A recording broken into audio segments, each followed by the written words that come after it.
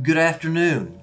We're going to do something a little bit different today. I'll have an interview opportunity with Dr. Brandon Sutton, who is the Director of Student Services here in Swain County.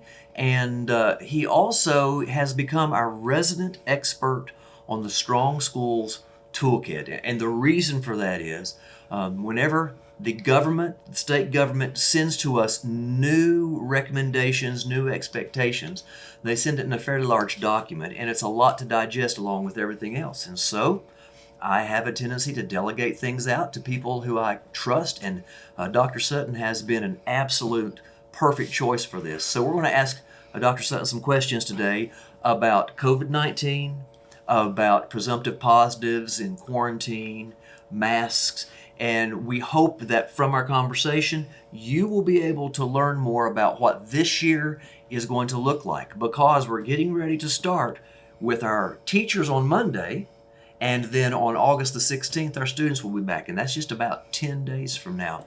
It's hard to believe, Brandon, that we've gone through an entire summer, and here we are. But our goal, my goal, is to have every student in classes every day. But to do that, we're going to have to be cautious. So what are some of the things that we need to keep in mind, just like we did in the previous school year, concerning COVID-19 restrictions and maybe some opportunities? One of the big things is still monitoring for symptoms of COVID-19 at home for both students and staff. And those symptoms include a fever of 104 or 100.4 or higher, sore throat, a new cough or a cough that is different than normal for you. Okay. So for students or faculty and staff that have asthma or allergies, they may have a little cough that is normal to them, so it's a change in that cough. Okay. Difficulty breathing, new loss of taste or smell, Right.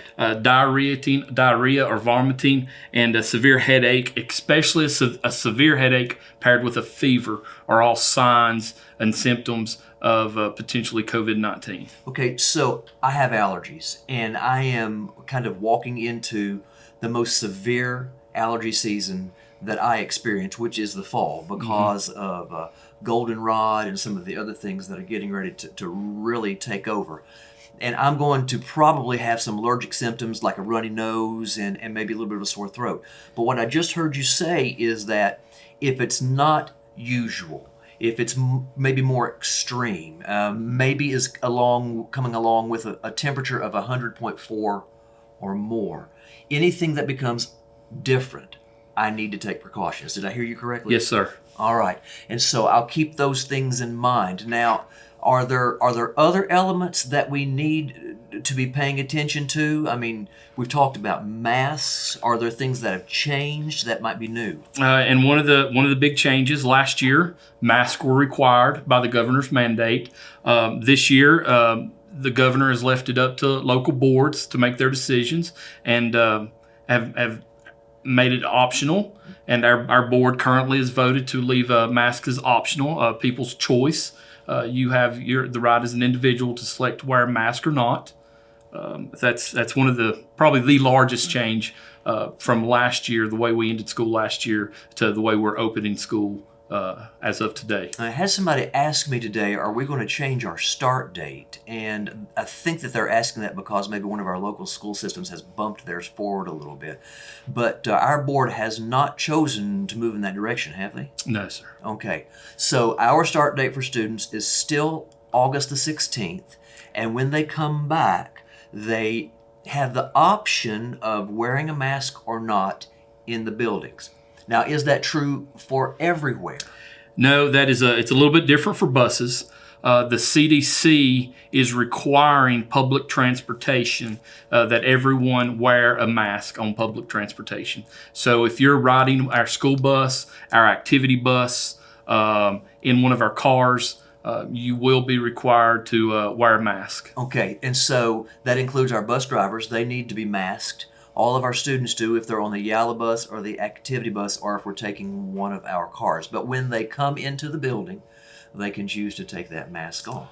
Okay, now let's say, Dr. Sutton, that somebody comes to school or we have exposure to COVID-19.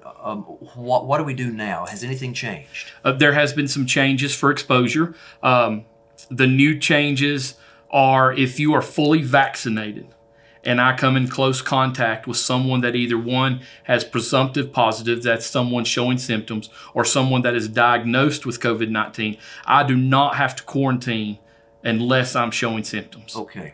That is a big change. People who have tested positive for COVID-19 in the past 3 months and come in close contact with a presumptive positive or a confirmed positive, they do not have to quarantine. Okay. So if today I come in close contact with a person, I would go back 3 months from today. Okay.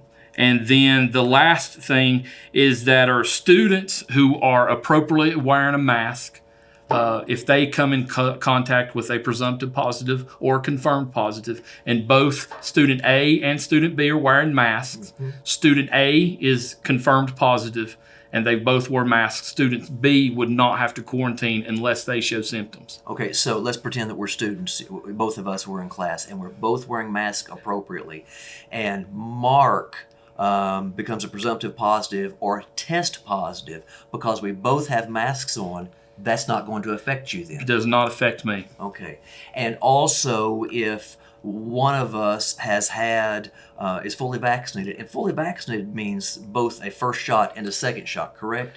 That is correct for the 2-shot vaccines. Okay. You have to have both shots in. And right now, my understanding, Dr. Sutton, is we only have the opportunity for vaccinations for students who are over the age of 12, correct? That is correct. And that is a 2-shot process. That is a 2-shot process. And I don't want to deviate too far, but do we have an opportunity? I believe that we have an opportunity coming up when students may be able to participate or begin that process. Is that true? That is true. We're going to partner with Blue Ridge Health to offer the COVID vaccine on August the 12th from 1 to 3 at the Swain Middle School Media Center.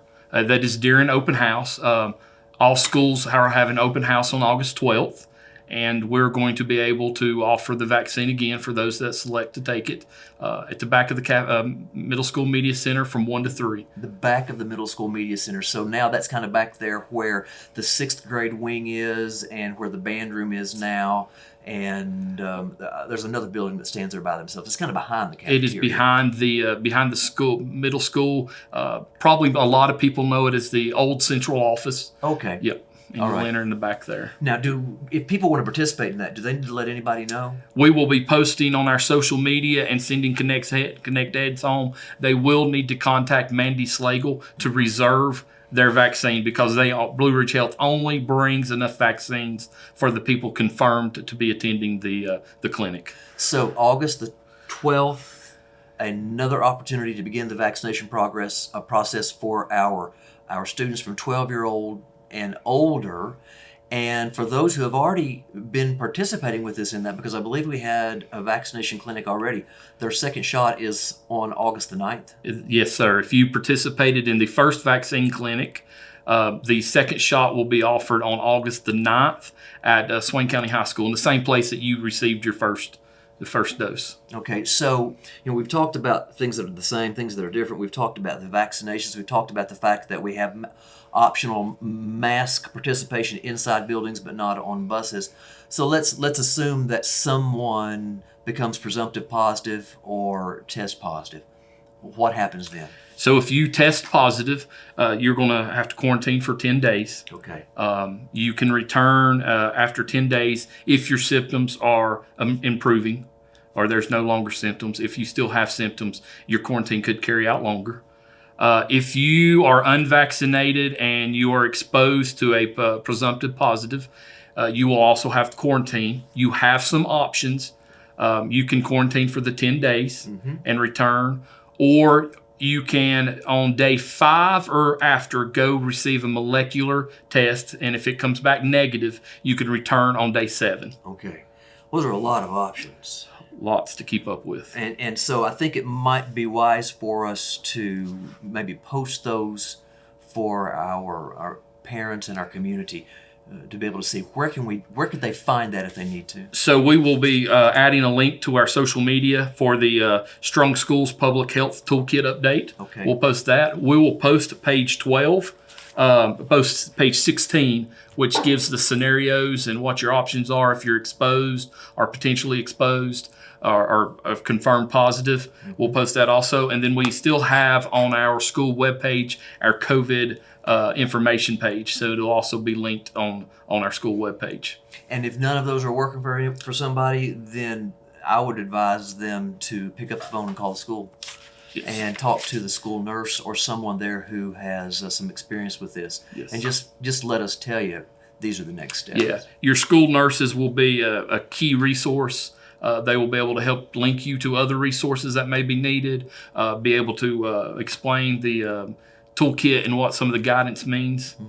So your school nurses will be a big resource. So, Dr. Sutton, you've been with us throughout this entire pandemic, and you keep on track of this. If you were to give a couple of words of final wisdom or advice, suggestions to our public, moms, dads, family, what would you tell them right now? One would be to really stay aware and keep monitoring for symptoms.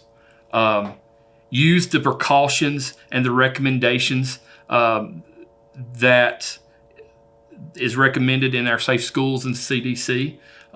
Those are left up to the individuals to select how they want to do that.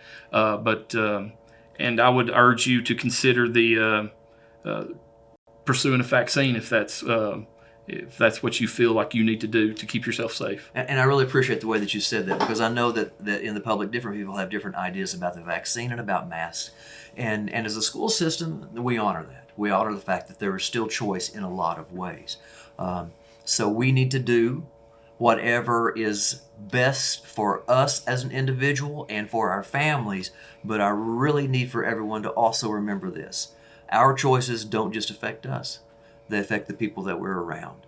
And so as we move back towards going into the buildings, please consider that. Our behavior and our choices can affect the person in front of the classroom or sitting next to us in the classroom. So choose wisely. That's all we're asking. So until the next time, Dr. Sutton, thank you so much for your time today. I appreciate it so much.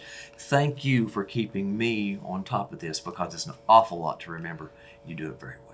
Well, I couldn't do it without the school nurses. They are a big help to me also. That's absolutely true, and kudos and shout out to them. Thank you for saying that.